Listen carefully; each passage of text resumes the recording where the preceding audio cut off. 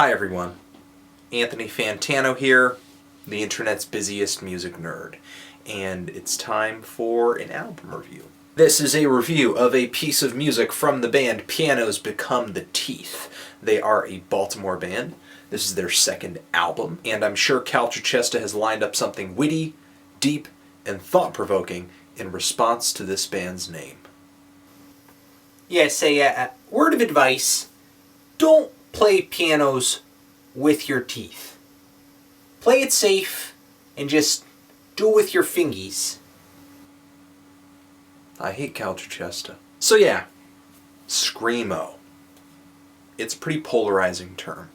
And I don't know why, because it's kind of difficult to really even say what an emo or screamo band sounds like. People seem to be sure that this style of music originated from punk and hardcore music, specifically in the Washington, D.C. area scene, where musicians who have loved and played that kind of music were looking for ways to express themselves differently.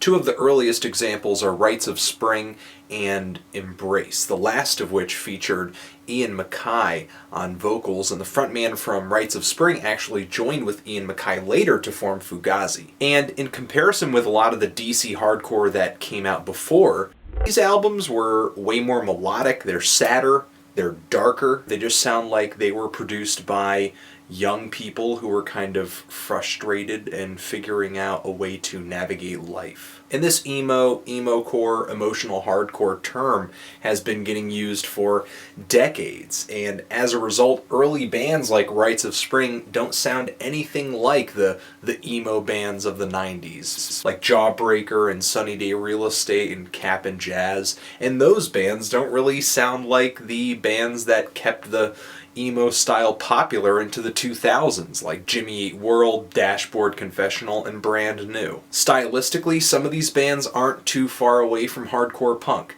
and others would easily hook in a Weezer fan, which only goes to show labels and genres only go so far to actually describe a piece of music. To make things even more confusing, you have another subgenre called Screamo, which seems to take all of the elements of emo music, but bring them to an extreme, a harsh and abrasive extreme, especially the vocals. If you're interested in this style and you've never heard any of it, I would look up bands like Page 99, great band, Envy, great band too, and gospel as well. Now, like a lot of people, I had kind of given up on this genre and post-hardcore too, which I've talked about before in previous reviews, but this year has been kind of impressive for this style of music. I found the new Touche Amore album to be really enjoyable, and that La Dispute LP that I threw on the love list earlier this year.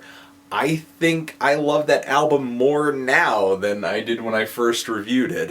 So I figured I would just try this band out, try this album out, give it a shot, since there have been quite a few groups this year in this style that have shown promise. Now, this LP is titled The Lack Long After. It's 8 tracks, 37 minutes, definitely not drawn out by any means. And these guys make some pretty dramatic rock music, like any good band in this genre should.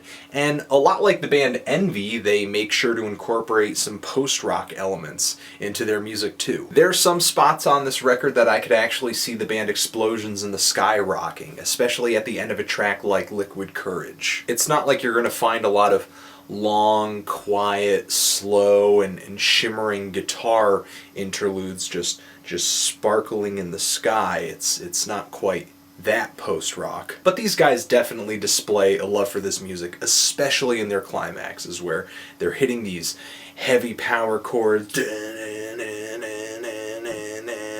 with the drums pounding in for just maximum emotional effect. And these guys stick to their guns. They hammer out 8 songs in this style.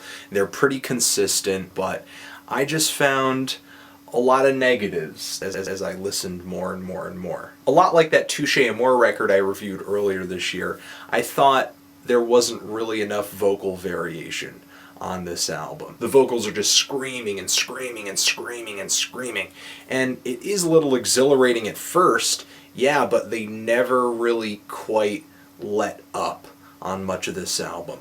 The only real moment of major variation is the last track of the LP, for me anyway. And you know what? It's partially the screaming, it's also the fact that he screams so unintelligibly. I can't really make out what he's getting so emotional over. I do pick up some small hints. I'll pick up words like hospital or summer on this LP, but for the most part, I just am not getting a message that I think I should be. And to go back to the vocal variation thing, I mean, the vocals, when they're screaming over these really soft and quieter moments with the guitars, it just feels so out of place for me. I had a similar problem with the new Fucked Up album too. I actually watched a review of this album my friend Jumble Junkie Music had done. That bro is my bro. And he kind of came out with the same complaint, that there just isn't enough variation on these tracks to make this album all that memorable. Even after I've listened to it multiple times, a lot of the moments on this thing kind of bleed together for me. But another thing about this album, which makes it kind of difficult to remember, is that I feel like there may be too few tools in the toolbox. You know what I'm saying? Even though these guys do have some great drumming, they're a tight band, some of these tunes segue into each other pretty nicely, I find myself wondering, what do these guys do differently than any other band in this style who would come before them? I'm having a really hard time answering that question. These guys have tons of elements that I enjoy and I look for in this style of music, but I have a difficult time describing them without making these guys sound like every Screamo band to ever live. I feel like the most admirable trait of this album is that it's a modern Screamo record that totally does not suck. But then again, is that admirable of a trait, since I already said I have found records in this style this year that were pretty good. So overall, yeah, I just kind of found this album to not be terrible or unbearable, but just kind of alright, a little likable. I'm feeling a strong to decent 6 on this record, but what do you think of it? Do you love it? Do you hate it? Why? And what do you think I should review next? Anthony Fantano, Pianos Become the Teeth, Forever.